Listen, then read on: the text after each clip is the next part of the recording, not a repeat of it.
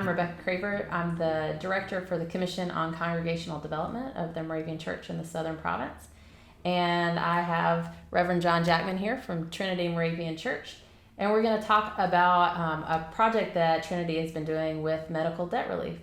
So John, is there anything that you'd like to tell us about Trinity and kind of where you are and how this project came about in your community?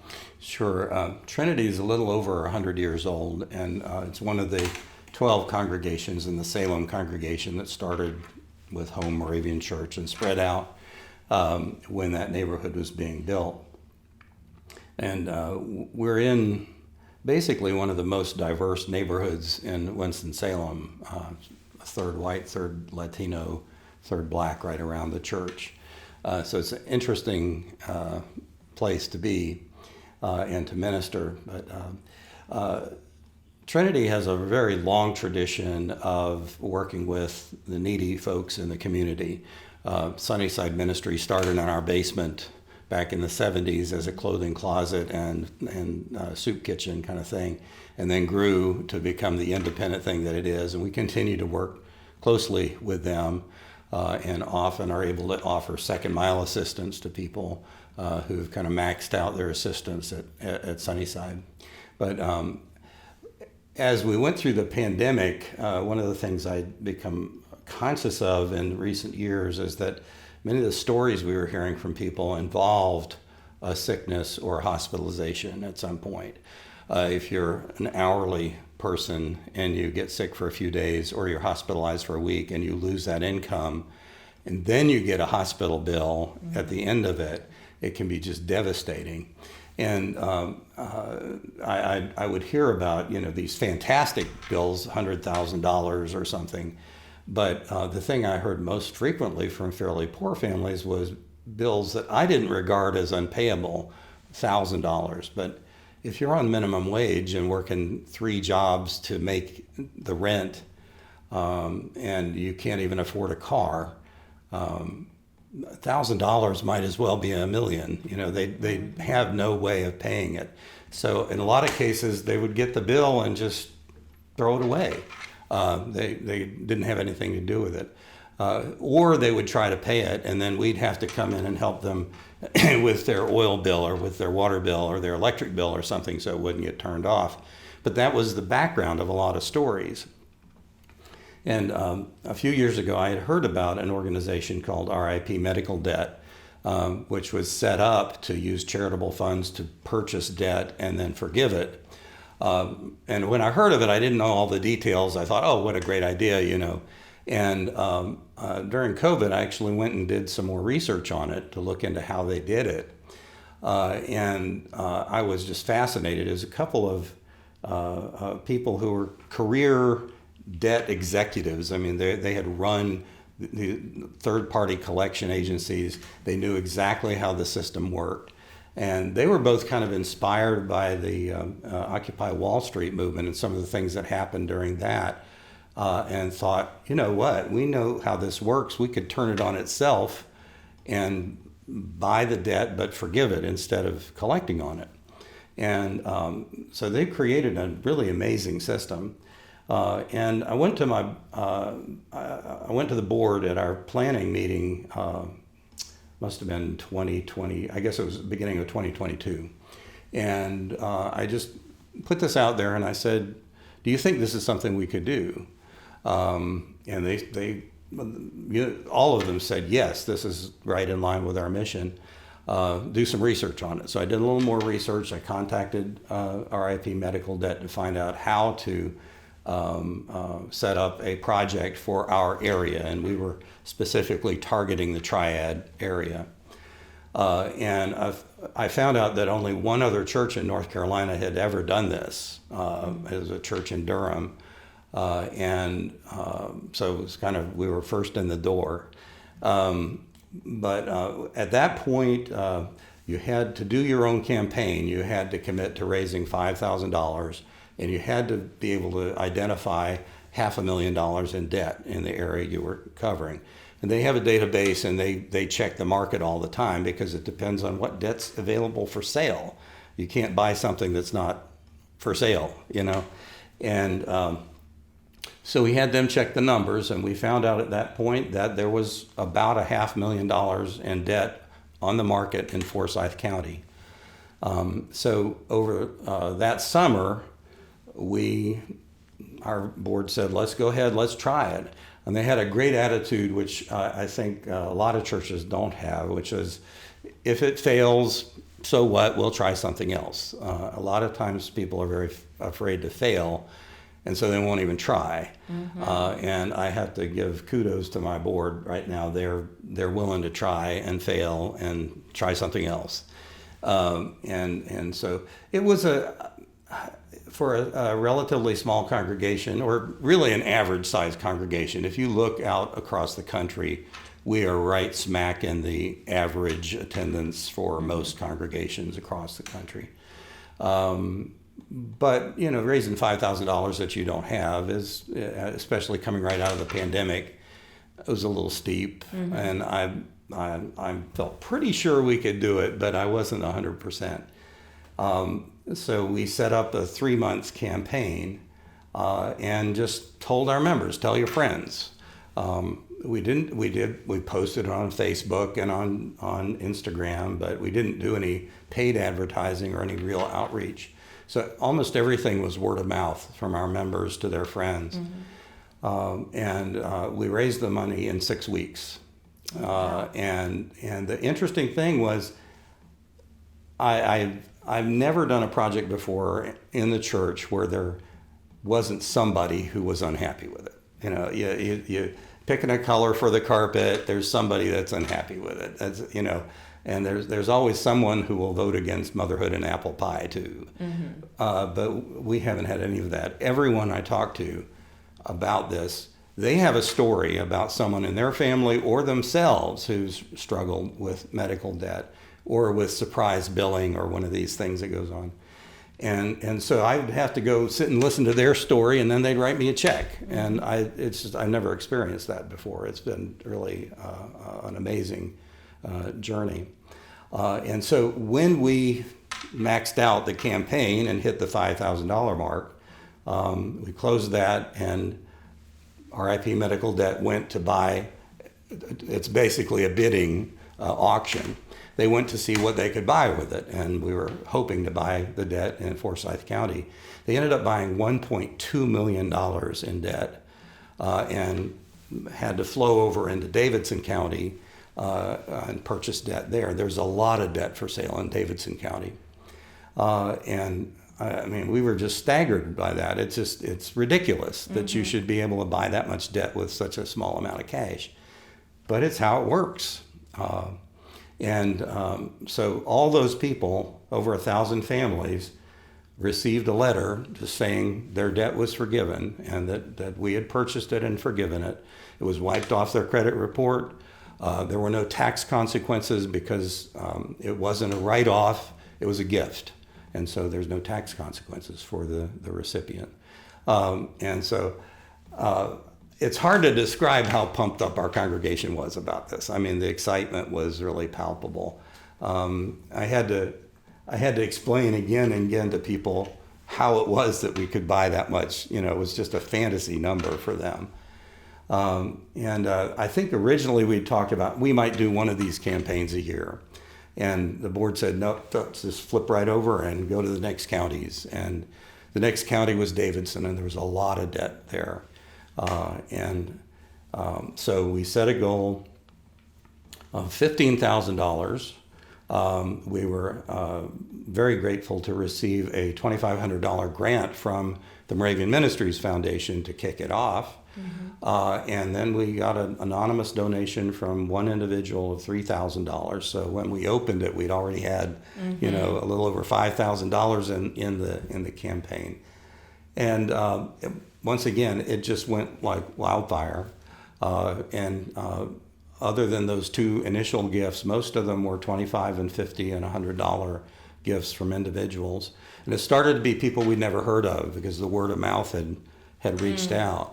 And when we closed that out at the end of January, RIP Medical Debt went to the auction and came back and said, and they had purchased almost $3.3 million Wow. in debt. And 3,300 families got letters in Davidson, Yadkin, and Davie counties. And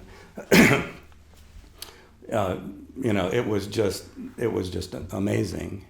And then the local television station, WXII, had someone there had heard about it, and so they sent a crew out when we'd have a debt burning during the service. Mm-hmm. So right in the middle of our service, we'd stop and have a little liturgy, and we created a list of the numbers of the debt, because we didn't have the names. We don't know the names of the people, but just the numbers of the families that had their debt forgiven.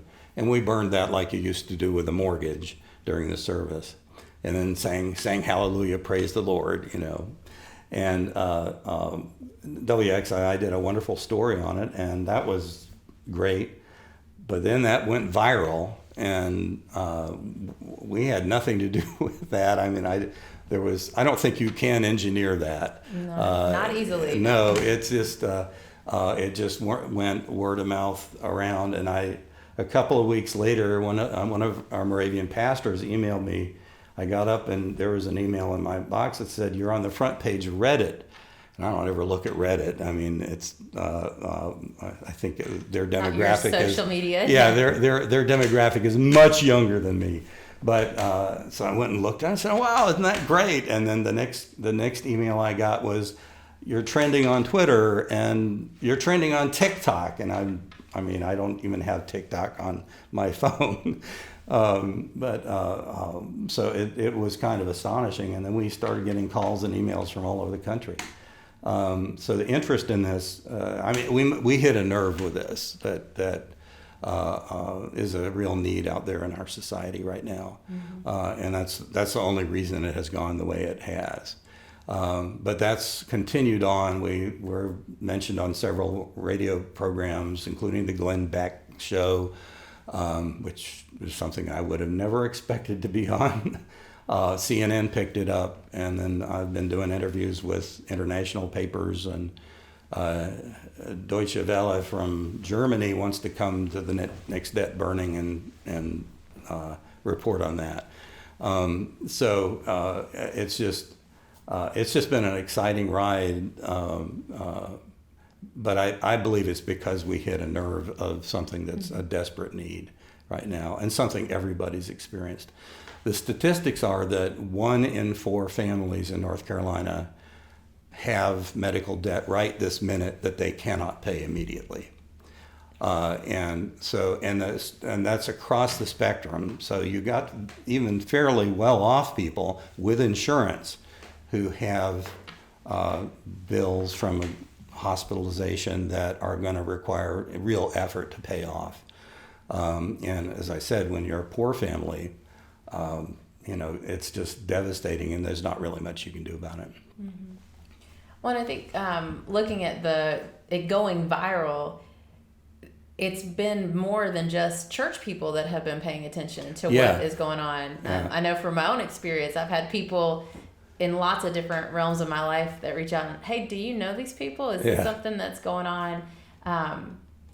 Is that something that your congregation is experiencing? Like, are they kind of aware of that's gone viral? How do they feel about it? Well, it's kind of interesting because the older folks aren't connected to social media much at all. And so it's kind of a baffling thing to many of them. But to the younger folks, of course, that are understand it and connect to it, they're really excited. But we have heard from a lot of duns, mm-hmm. which has been really interesting. And the responses we've gotten have been exciting in one way and kind of depressing in another way. The typical response has been, "It's really good to see a church doing something good for a change." Mm. And because these are people who all they hear about is the negative stuff. They see the mega churches and the money that's spent, and they aren't aware or conscious of how much good many small local parishes do. and even the sacrificial giving that goes on. And I'm aware of that, but they don't ever hear that. It doesn't make the news. So it was kind of depressing to be so aware of how negative the perception of organized religion is out there. But it was interesting to hear how positively they viewed this. My favorite comment from, I think she was in California, was a lady who said, Joel Osteen may have a private jet, but y'all are the real mega church. And I love that. Yeah. When we think about what you did in the congregation, so a lot of it stemmed from your own research in COVID, just kind of thinking about this. Are there ways that other congregations have or could get into being part of this medical debt relief Jubilee alongside of Trinity or in their own projects? Well, that's yes is the answer, but I'd go a little beyond that. Let me talk about medical debt, and then we'll talk about the larger picture. We set this project up from the beginning hoping that churches would partner with us, knowing that we couldn't do all of it by ourselves. The next kind of stages, we're kind of hoping that the hospitals will release a little more of the medical debt they're holding on to. So we are going to need partners at that point. So we've already have several churches partner with us. There are several Moravian churches that are talking about it.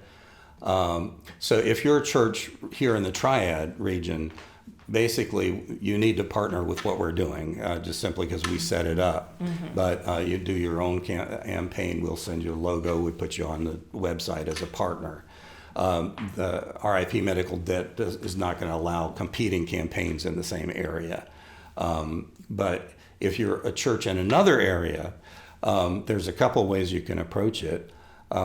First is you can look and see if there's an existing campaign in your area and then just cooperate with it.